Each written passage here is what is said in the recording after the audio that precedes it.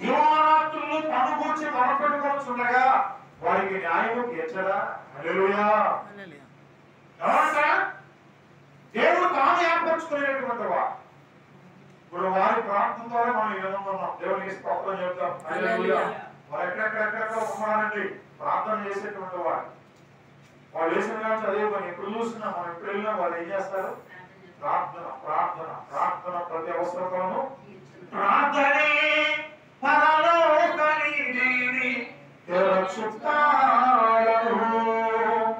ఏం చేస్తుందట? ఏం చేస్తుందట? పరలోకపు నిధిని ప్రార్థనే ప్రభు నుండి మనము పొందు సూత్రం. పొందుకోవడానికి సూత్రం ఏంటంటే ప్రార్థనే. హల్లెలూయా. కనుక దావీదు ఆయన గుహలో ఉండి ప్రార్థన చేస్తున్నప్పుడు దేవుడు దావీదు ప్రార్థన ఏం చేశాడట? ఆలకించాడు. ఆయన ప్రార్థనే కాదు, సర్వ శరీరుల ప్రార్థన కూడా దేవుడు ఆలకిస్తాడు. అంత మాత్రమే కాదు, ఎందుకని ఆలకిస్తాడంటే ఆయన ఇప్పుడున్నటువంటి దేవుడు కాదు, పురాతన కాలం నుండి ఎప్పుడుదాకా మొదలుకొని ఆశీర్వుడు దేవుడు. మారు మనసు లేని వారి తనకు భయపడని వారికి ఉత్తరమిచ్చును. హల్లెలూయా. దేవుడికి భయపడకుండా ఉండేటువంటి వారు కూడా దేవుడు ఏం చేస్తాడట? ఉత్తరమిస్తాడు. మా ఇంట్లో ఆయన ఉన్నాడు చెప్తాడు కదా, ఆయన చర్చికి వెళ్తాడు పైకి. మావాడు ఇప్పుడు బయటికి వెళ్ళినా పక్కన ఎవరంటే రైట్ హ్యాండ్ లా ఆయన ఉంటాడు. అంటే రైట్ హ్యాండ్ మీద లెఫ్ట్ హ్యాండ్. మావాడు కారు వస్తే ఈ పక్కనే కూర్చుంటాడు. కుడి భుజమా ఎడం భుజమా? ఎడం భుజం. ఎడం. మేము ఎక్కిన కారు మేము ఎడం కూర్చోం. ఎడం కూర్చుంటాం, ఆయన ముందే కూర్చుంటాడు. సార్ పానీలు ఎక్కడ కూర్చుంటే మేము అసలు ఎప్పుడు హెచ్చింగ్ రా. నేను లేడు కాబట్టి నేను మన చర్చి మోషే అని ప్రవీణ తమ్ముడు ఎన్ఆర్ హాస్పిటల్లో బాబు పేరుకు ఉబ్బిపోయి తిన్నారు అరగట్ల నానా బాధలు పడుతుంది. కనీసం ఒక 2-3 సంవత్సరాల నుంచి అతనికి నిన్న ఆపరేషన్ చేశారు అక్కడ ఎన్ఆర్ఐలో. ఆయన చూడడానికి వెళ్ళి ఎవరు వెళ్ళారంటే మేము ఇద్దరం వెళ్ళాం. ఇప్పుడు ఎక్కడ నేను ఎక్కడ కూర్చున్నా ఇప్పుడు? అయితే ఆయన కూర్చున్నప్పుడు ఆయన పరిస్థితి ఏంటంటే ఆయన ఎత్తుపెడతాం. దేవుడు అంటే భయం ఉంటది. భయం ఉండి భక్తి లేకపోయినా, భక్తుడి భయం లేకపోయినా ప్రయోజనము. అతని భక్తి ఉంది కానీ ఈ భయము లేదు. ఎవరంటే భయం లేదు? ఎవరన్నా భయం లేదు. బంధువు మా ఇంటి పక్కనే వచ్చి కూర్చుంటాడు. కూర్చొని మెట్ల మీద కూర్చొని మొత్తం అబ్బాయి అలా కూర్చోకూడదు, అసలు మా దగ్గర మీరు తాకూడదు అని ఎన్నోసార్లు. భయం లేదు. అదే ఒక మాట శవం అయితే ఏమొచ్చింది? శవం అయితేనే ఎవరో వచ్చు. అప్పుడు నాకు ఎవరు చెప్పి నేను ఏదో దేవుడు మొదలు పెట్టినప్పుడు అయ్యా అది ఒక పాఠంగా నాకు బలము ఉన్నంత వరకు నమ్మలేదు నా యేసుని బలమంతా పోయాక. ఏంటది? బలమంతా రా చర్చికి. ఇప్పుడే ఇంకా సమయం ఉంది. ఆయన వయసు దగ్గర మా వాడు దగ్గర మా వాడు కంటే ఒక 2 సంవత్సరాలు చిన్నవాడు. అంటే పెద్దోడు కాదా? పెద్దోడే. కానీ కుర్రోడు వేషాలు వేస్తాం. కుర్రోడు చేసినట్టు చేస్తా ఉంటాడు. కుర్రోడు కూడా చేయండి. దేవుని బైబిల్ ఎవరు అలాంటి చేస్తాం. అంటే ఒకరికి ముందు దేవుని యొక్క ఒకరికి అతడు తప్పించుకుంటాడంటే తప్పించుకోలేడు. అవకాశం ఉంది ఇప్పుడైనా. అలాంటి వారు ప్రపంచంలో చాలా మంది ఉన్నారు. అయినప్పటికీ దేవుడు వారి మీద ఏం చేస్తున్నారు? ఆయన కృపను ఇస్తున్నాడు, ఆరోగ్యం ఇస్తున్నాడు. అందులో బట్టి ఇంకా దేవుడు నాకు అందిస్తున్నాడని చెప్పి వెళ్ళకూడదు. నేను జ్ఞానిని కదా అని ఎప్పుడు అనుకోవద్దు. నీ జ్ఞానం దేవుని దృష్టిలో వెర్రి జ్ఞానం. ఎంత నీ జ్ఞానం? ఏమండి? ఇంకోటి ఈ ఆశ ఎంత కొంతసేపు కనుక అంతలోనే మాయమయ్యే ఈ ఆవిరి వంటి వారైనటువంటి ఈ మనుషులు కూడా వెలవీగుతుంటారు. అది నాది, ఇది నాది, నాకన్నా ఎవరు ఎవరు లేదు ప్రపంచం అనుకుంటాం. అలా అయినోళ్ళు అనుకుంటారు. ఏమయ్యారు ఇప్పుడు?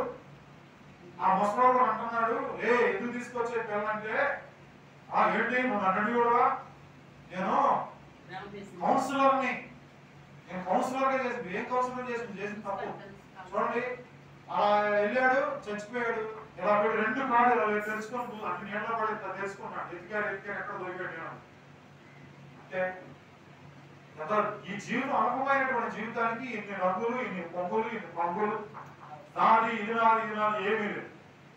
అంత బతుకు బతికాడు. చివరికి ఇంట్లో కూడా ఏం చేశాడు? అది చేసిన పనికి అసహించుకుంటాడు. అలా సత్యాన్ని మంచిది పోనీ. ఎందుకంటే ఇక అలాంటి ఏదో చేస్తుంటాడండి. వాళ్ళకి ఇది రెక్క కలిగింది. అంటే తండ్రికి ఏమవుతాడట? విరోధి. నిజంగా దేవుని వాక్యం ఎవరి హృదయంలో లేదో, ఎవరి జీవితంలో దేవుని మాటలు లేవో వారి జీవితాలన్నీ అలా భ్రష్టులుగా జీవిస్తూ ఉంటారు. అలా భ్రష్టులుగా ఉండడం దేవునికి ఇష్టము. ఇప్పుడైనా రావాలని కోరుతాడు. చూస్తాడు ఇక రాడా అంతే ఉంటుంది. పరదేశులము ప్రియులారా వారి ఎట్లా వచ్చినా ప్రభునందు నిద్రించడం రాస్తారు. నేను వాళ్ళ దేవుడు జీవించకుండా వాడు చచ్చిపోతే వాడు లోకంలో జీవించడం టైటిల్ పెట్టారు. కానీ అలా పెట్టండి ఏమైనా తాగుబోతుడైనా తిండిపోతుడైనా వాడికి ఏం పేరు పెడతారు? ప్రభునందు. అతను కూడా క్రిస్టియన్ అంట. అతను చచ్చిపోయినాడు వాడు క్రిస్టియన్ ఎస్సీ క్యాండిడేట్. వాడు రేపు పొద్దున చచ్చిపోయాడు కదా, వాడి పేరు చచ్చిపోయిన సమాధి చేసి ఏం పెడతారు? ఎవరైనా నిద్రించాడు? ప్రభునందు నిద్రించాడు, సాతాను నిద్రించాడా? ఆ సాతాను సింబల్ వేసి దీని ఎందుకు నిద్రించాడు పెట్టాలి. అవి కూడా వచ్చేస్తాయి రోజు. కనుక ప్రభునందు ప్రియమైనటువంటి వాళ్ళ దేవునికి భయపడాలి, ప్రార్థన చేయాలి. ఒక సమస్య వచ్చినప్పుడు ఆ సమస్యను ఏం చేయాలంట? ప్రార్థన. ప్రభునందు ప్రియమైనటువంటి వాళ్ళ చూడండి అంటాడు కదా, దేవుడు తాను ఏర్పరచుకునేటువంటి వారు దివారాత్రులు తన గురించి మొరపెట్టుకుంటుండగా వారికి న్యాయం తీరుస్తాడని తీర్చడా? వారి బిడ్డలైనటువంటి వారికి న్యాయం తీరుస్తాడు. వారు అన్యాయం ఉండడం దేవునికి ఇష్టము, వారు నశించుకోవడం దేవునికి ఇష్టం. కనుక తాను ఏర్పరచుకున్నటువంటి వారిలో ఎవరైతే ఉంటారో వారందరికీ ఆరోగ్యము, వారందరికీ సుఖ సౌఖ్యములు, మూర్తులు, సమృద్ధి. హల్లెలూయా. అలాంటి వారికి దేవుడు ఇవ్వగలిగినటువంటివన్నీ ఇస్తాడు, ఇవ్వకుండా మానడు. ఆయన అన్యాయస్తుడు కాడు. చూడండి ఏమన్నా అక్కడ, దేవుడు తనను ఏర్పరచుకున్నటువంటి వారు దివారాత్రులు తన గురించి మొరపెట్టుకుంటుండగా వారికి న్యాయము తీర్చగా వారికి త్వరగా న్యాయం తీర్చను. వారి ఇష్టమే కదా ఆయన దీర్ఘశాంతము వహిస్తున్నారని మీతో చెప్తున్నాను. వారి గురించి ఇంకా రానికోకుండా ఆయన రాకండి నామం చేస్తున్నాడు, ఆలస్యం చేస్తున్నాడు. మన పట్ల ఆయన దీర్ఘశాంతం కలిగి ఉన్నాడు. మీకు ప్రశ్న, అయ్యా మేమందరం పరిశుద్ధం ఉన్నాం, ఒకసారి దేవునికి స్తోత్రం చెప్తాం. హల్లెలూయా. ఎందుకు చెప్తారా చేతులు? ప్రార్థన చేస్తున్నాం, చర్చకు వస్తున్నాం, చర్చ ఊడుస్తున్నాం, అన్ని చేస్తున్నాం, ఇంకేం లేదు. పరిశుద్ధత లేకుండా, విశ్వాసం లేకుండా దేవునికి ఇష్టడై ఉండట సాధ్యం కాదు. ఎలా ఉన్నాయి ఇప్పుడు మనం? ప్రార్థన చేయాలి. ఇప్పుడు మన జీవితంలో ప్రార్థన చేసే కార్యాలు జరుగుతాయా? జరగట్లా. కారణం ఏంటంటే విశ్వాస సహితమైన ప్రార్థన రోగిని. నీలో విశ్వాసం లేదు, సమయానికి మందిరానికి రావు, దైవజనుడికి వందనాలు, కార్యాలు జరుగుతాయా? అందుకని బైబిల్లో ఆయన వేసాగా రాశాడు, వినయము గలవారిని, వినయము కలిగినటువంటి వారు తగిన సమయములో హెచ్చించువాడోని. ఏమంట ఆయన హెచ్చించేది? వినయము గలవారి. వినయం లేకపోతే ఎప్పుడు ఎక్కడ సేవగా ఉన్నారంటే, అందుకని ఇంత కలిసి మనం అసలు నిజంగా నీ కుటుంబంలో నీకు వినయం లేదు, విధేయత లేదు, నువ్వు బయటకు వెళ్తే వినయం వస్తుందా? లేదు. నిజంగా నువ్వు ఇంట్లోనే ప్రార్థన చేయలేవు, నువ్వు బయట ప్రార్థన చేస్తావా? దావీదు దినమునకు 7 సార్లు ప్రార్థన చేసేటువంటి వాడు. తర్వాత అయ్యా దావీదు దేవుని మందిరానికి వెళ్తా ఉన్నప్పుడు దావీదు సంతోషించేటువంటి వాడు. హల్లెలూయా. అమ్మ చర్చికి అమ్మా రా అంటే సేవలు బాగుతా ఉంటాయి. ఒంటి మీద ఏం బాగుంటాయి? చర్చికి రమ్మంటే మైక్ శబ్దంలో అమ్మ ప్రార్థన స్టార్ట్ అవుతుంది రండి అంటే ఏమంటే ఏదో ఎందుకు వచ్చినాములే, ఏదో పోగొట్టుకున్నటువంటి వాళ్ళ మన మందిరానికి వచ్చినప్పుడు సంతోషం, అయ్యా వందనాలయ్యా, సంతోషంగా ఎప్పుడన్నా ఎవరైనా చెప్పారా? అయిపోయింది. ఇక చర్చికి వచ్చామంటే అయిపోయింది. చూడండి మనం ఎలా ఉన్నాం, మన విశ్వాస జీవితం ఎలా ఉంది దినం. నిజంగా చూడండి అంటాడు, మనం దివారాత్రులు ఏర్పరచుకున్నటువంటి వారు మనపెట్టుకుండగా వారికి న్యాయము తీర్చాలని తీరుస్తాడు, వారికి త్వరగా న్యాయం తీర్చును. వారి విషయమే కదా ఆయన ఇంకా దీర్ఘశాంతము చూపిస్తున్నాడు. ఎంత గొప్ప దేవుడు అండి. బైబిల్లో ఏమండి 2 వ్యక్తులు ప్రార్థన చేస్తున్నారు. చూద్దాం ఒకసారి. లోకాసువార్త 18లో వచ్చాయి చూడండి. లోకాసువార్త 18వ అధ్యాయం 10వ వచనం దయచేసి చూడండి. లోకాసువార్త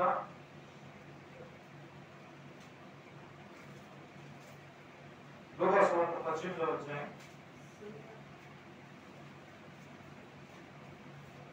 10వ వచనాన్ని మనం చదివినట్లయితే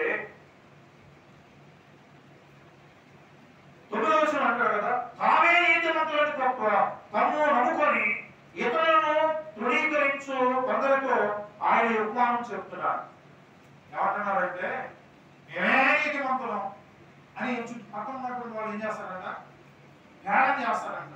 వాళ్ళ గురించి వాళ్ళు తగ్గించడానికి దేవుడు ఒక ఉపమానం చెప్తున్నాడు. ఏమంటున్నారంటే చూడండి, ప్రార్థన చేయడానికి ఇద్దరు మనుషులు దేవాలయంలోకి వెళ్ళి వాళ్ళు ఒకడు పరిశీలుడు మరొకడు సొంతరి. ఇది ఎవరు చెప్తున్నారు? ఈ యొక్క ఉదాహరణ ఈ ఉపోత్తర శాపము దేవుడు ప్రభు యేసుక్రీస్తు చెప్తున్నాడు. వారిలో హెచ్చింపులు ఉన్నాయి. వారికి ఉన్నటువంటి ప్రార్థన చేతకపోయి మేము ప్రార్థన చేస్తాం అనేటువంటి వాళ్ళు హెచ్చింపు, వాక్యం చెప్పకపోయి మేము చెప్తాం అనేటువంటి బడాయి, ఇలా ఉన్నటువంటి వారు చెప్తున్నటువంటి మాట. పరిశీలన నిలబడి, ముందుగా పరిశీలన అంటున్నా నిలబడి, దేవా నేను చోరులను అన్యాస్తులను వ్యభిచారులైన ఇతర మనుషుల వలన ఈ సకల వలన ఉండనందుకు నీకు కృతజ్ఞతాస్తుతులు చెల్లించుకున్నాను. వాడు అంటున్నాడు, చూడండి వాడు హెచ్చు ఎంత గర్వమో. ఏమంటున్నాడు?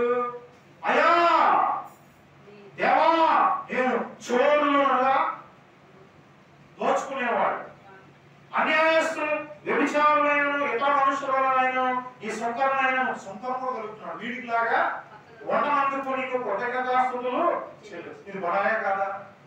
బడాయ ప్రార్థన. చూడండి, ఆ వారంలో 2 వారాలు ఉపవాసం చేయొచ్చు. వాడు ఏం చేస్తున్నాడంట?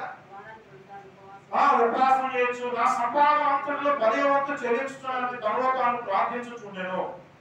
అది వచ్చే దశపాముడు ఎవరు చెప్పారంట?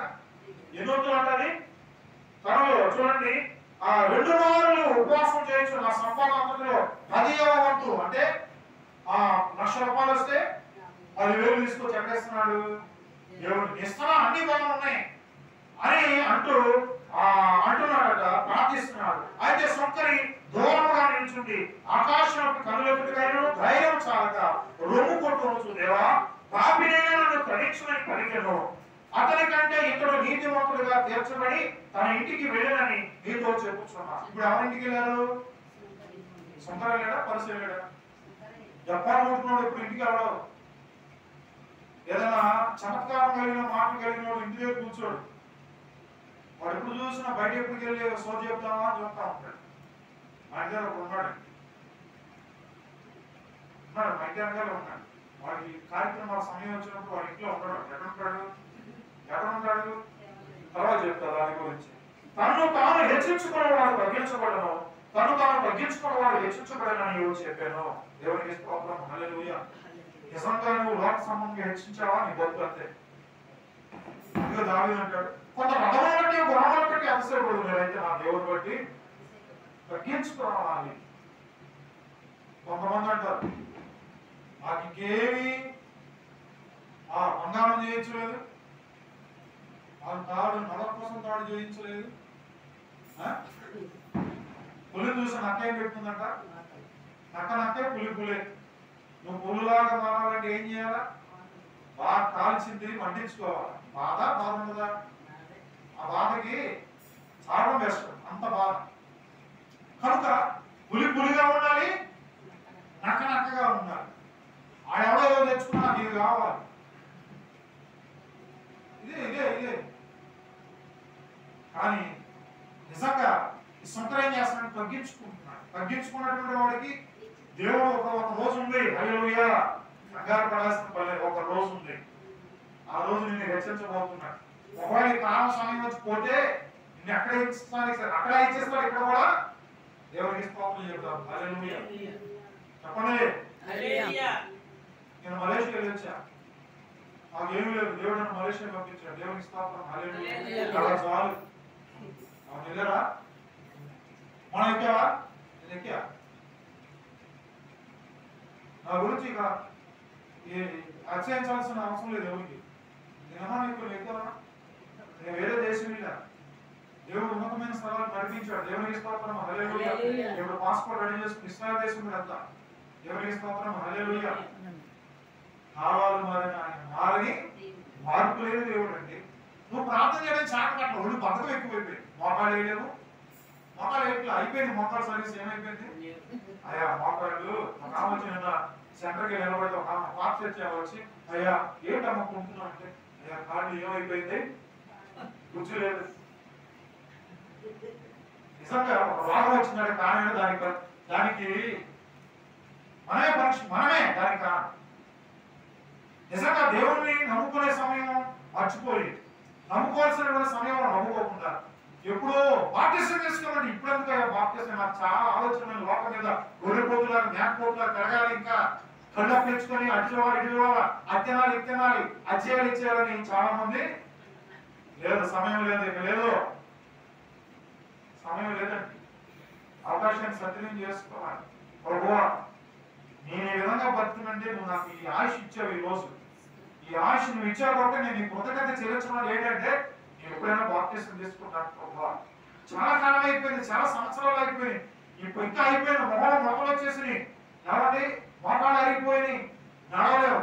ఒక అనుభవం రిక్రియేషన్ కాదు, ఇక్కడ నడుస్తారు కొంతమంది. ఒక ఆయన లోకేష్ డాక్టర్ దగ్గరికి వెళ్తే ఒక ఆత్మూరు ఎట్లా వచ్చాడు, ఆయనకి ఇంకా బతకడం ఆశ ఏంటి ఇప్పుడు పని చేయలేదంటే ఇప్పుడు అయిపోయింది నా సర్వీస్ అంటే అయిపోయింది.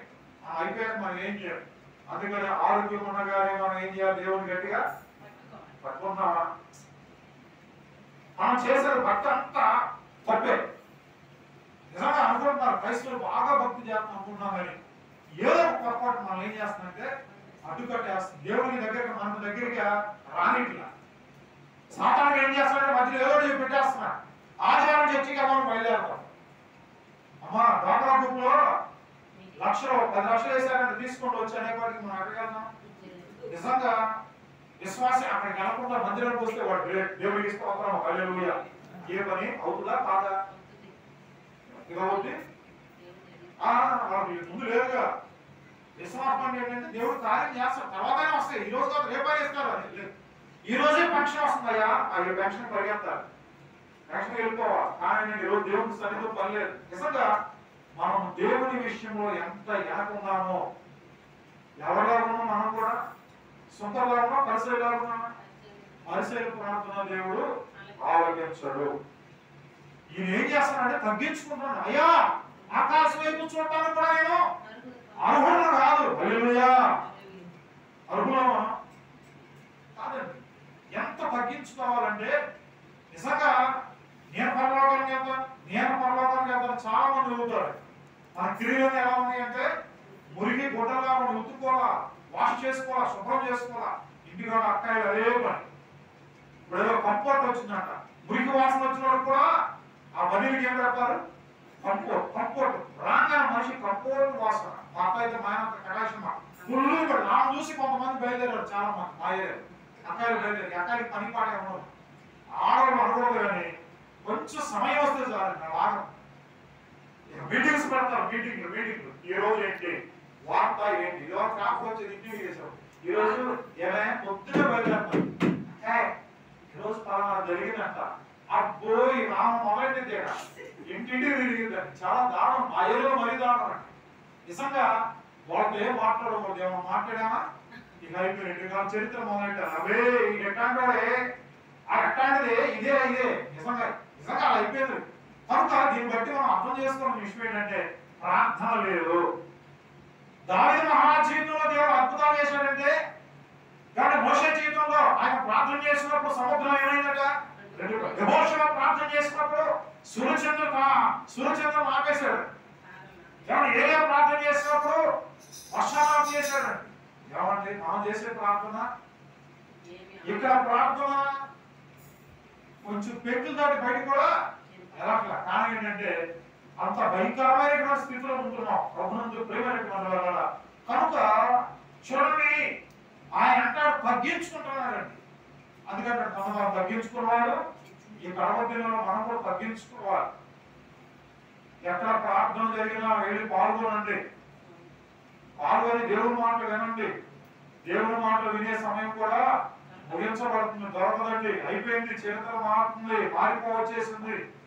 వంతులో ఎంత ఉంది, వంతులో ఇంకొక పావుంతే ఉంది. అందుకే దుఃఖంలో రాకముందే మనం ఏం చేయాలంటే సృష్టికర్తను జ్ఞాపకం చేసుకోవాలి, ఆయన సన్నిధిలో ఉండాలి. ఆయన సన్నిధికి వస్తేనే మనకు సుఖ సౌఖ్యములు. నిజంగా బయట ఉన్నామంటే మన జీవితాలు చింపేసి నిస్తరాకులండి. కనుక ఈ దినము మనం దేవునికి భయపడి ఆయనకు తగ్గించుకొని ఆయనలో మనం ఉండి ఆయనలో మనం కొనసాగినప్పుడు దేవుడు మన జీవితంలో అనేకమైన అద్భుతమైన కార్యాలు జరిగిస్తూ ఉంటారు. అందుకని బైబిల్లో మనం చూసినట్లయితే ఇంకా చాలా ఉన్నాయి. యెషయా 26:16 యెహోవా శ్రమల వారు నిన్ను తలచుకొని ఈ శిక్ష వారి మీద పడినందున వారు విశేషముగా దీన ప్రార్థన చేసి. దీన ప్రార్థన ఎప్పుడు వస్తుందట? ఆ నెత్తి మీద గురుమణ పడినప్పుడు క్షమించాయి నీకు ఎప్పుడు ఆ పని చేయండి. దేవుడు మంచి ఆరోగ్యం ఇస్తే అలా మామూలే. చూడండి ఏమంటారంటే యెహోవా శ్రమల వారు నన్ను తలచుకుని, యెహోవా అంటున్నాడు శ్రమల వారు నన్ను తలచుకున్నారు, నన్ను ఆలోచన చేశారు, నేనున్నానని జ్ఞాపకం చేసుకున్నారు. కనుక ఈ శిక్ష వారి మీద పడినందున వారు విశేషముగా దీన ప్రార్థన చేశారు. దీన ప్రార్థన ముందు చేయాలి. దీన ప్రార్థన ముందే చెప్పి బాగుండేది కాదుగా. అంతా క్షేమైన తర్వాత అయ్యా చేతులు కాలేక ఏం పట్టుకుంటాం. తర్వాత చూసినట్లయితే చూడండి 2వ దినవృత్తాంతం 33:10-11 యెహోవా మోషేకు అతని జనులకు వర్తమానము పంపినను వారి చెవిని పెట్టకపోయేది. నిజంగా దేవుడు వార్తలు వస్తున్నప్పుడు మనం ఏం చేయాలంటే ఆ మాటలు వింటూ ఉండాలి, చెవులు పెడుతూ ఉండాలి. అవే మన జీవితాన్ని మారుస్తూ ఉంటాయి, అవే మనం తప్పిస్తూ ఉంటాయి. అపాయం వచ్చినప్పుడు ఉపాయం కావాలంటే ఏంటంటే దేవుని మాట ఉపాయం, ఆయనే ఉపాయం అయి ఉన్నాడు. హల్లెలూయా. ఆయన మన శ్రమలను తప్పించేటువంటి వాడు. ఏమండి కనుక ప్రార్థన ఆలకించేవాడు సర్వశ్రేణులు ఎందుకు వస్తాడంటే ఆయన ఆలకించేవాడు, ఆలకించి జవాబునిచ్చేటువంటి వాడు. కనుక సర్వశ్రేణులందరూ దేవుడి దగ్గరికి వస్తాడు. అదే జరిగేది ప్రపంచంలో ఎవరి దగ్గర రావాలి? యేసయ్య నామములో ఏముంది? శక్తి ఉన్నదయ్యా. యేసయ్య నామములో శక్తి ఉన్నదయ్యా. అది నువ్వు అమ్మాలి నమ్మితే చాలు నీవు పొందుకుంటావు శక్తిని యేసయ్య నామములో. హల్లెలూయా. ఆయన నామములో ఏముంది? శక్తి. ఆయన నామములో ఏమంటే బలం ఉంది. ఆయన అన్ని నామముల కన్నా పైన ఆయన నామం హెచ్చరికలైనటువంటి నామం. ఆయన నామం ఉన్నతమైన స్థానంలోనికి నడిపించేటువంటిది. దావీదుకు ఆ విషయం తెలుసుకున్నాక ఆయన గృహంలో, బందీ గృహంలో ఆయన ఉండి గుహలో ఉండి ఆయన ప్రార్థన చేస్తున్నాడు. దేవుడు ఆయన ప్రార్థన ఆలకించి దావీదు దేవుడు ఏం చేశాడు? ఏదైనా నువ్వు కూడా శ్రమ వచ్చినప్పుడు నువ్వు దేవుడికి మొరపెట్టినప్పుడు ఆయన ప్రార్థన ఆలకించే దేవుడు ఇప్పుడు కాదు. ఏనాడో పురాతన కాలం నుంచి ప్రార్థన ఆలకించి జవాబులు ఇచ్చినటువంటి దేవుడు ఏదైనా కూడా నీకు జవాబును ఇవ్వగలిగినటువంటి వాడు. ఆయన ఇవ్వాలంటే నువ్వు పరిశీలనగా ఉండకూడదు, పరిశీలన ప్రార్థన చేయకూడదు. ఏ ప్రార్థన చేయాలి? తగ్గించుకొని ప్రార్థన చేయాలి. అప్పుడు చేసిన నీ కుటుంబంలో క్షేమం, నీ కుటుంబంలో సమాధానం, నీ కుటుంబంలో బలం లేదు, నీ కుటుంబంలో సంతోషం, ఆహ్లాదకరమైన జీవితం. అతి కృప ఇదే అందరికీ దేవుడు అనుగ్రహించుగాక. ఆమె ప్రార్థన చేసుకున్నా చెప్పబడిన వాక్యాన్ని జ్ఞాపకం చేసుకుంటూ నీ తల్లి అద్భుతమైన ప్రార్థన చేస్తాను.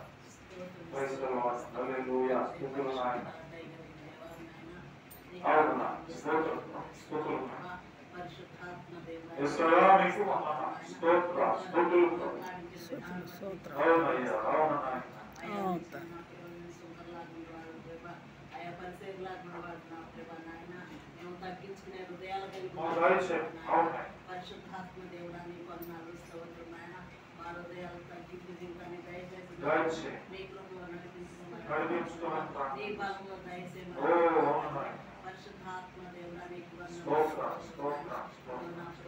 కుటుంబాన్ని దర్శించండి. మీరే కాసి కాపాడు మా కుటుంబాన్ని జ్ఞాపకం చేసుకుని ఆయా ఇప్పుడు నా తండ్రి శాంతం కుటుంబాన్ని జ్ఞాపకం చేసుకుని మీరే ఆశీర్వదించండి. చేసే వ్యాపారాన్ని దీవించండి, ఆశీర్వదించండి. కూతుర్ని కొడుకుని దీవించండి. ఆమేన్. స్తోత్రం స్తోత్రం. కాసి కాపాడు. అవునయ్యా. తల్లి కడ మంచి ఆరోగ్యము దయచేయండి. ఆయా తల్లిని జ్ఞాపకం చేసుకోండి. తల్లి పట్ల మీ మంచి ఆరోగ్యం అవునయ్యా. స్తోత్రం. నా తండ్రి నాయన మాకు ఇచ్చిన సంతానాన్ని కూడా మీరు జ్ఞాపకం జ్ఞాపకం చేసుకోండి. ఆ తల్లికి ఇచ్చిన కుమార్తెని జ్ఞాపకం చేసుకుని కుమారుని జ్ఞాపకం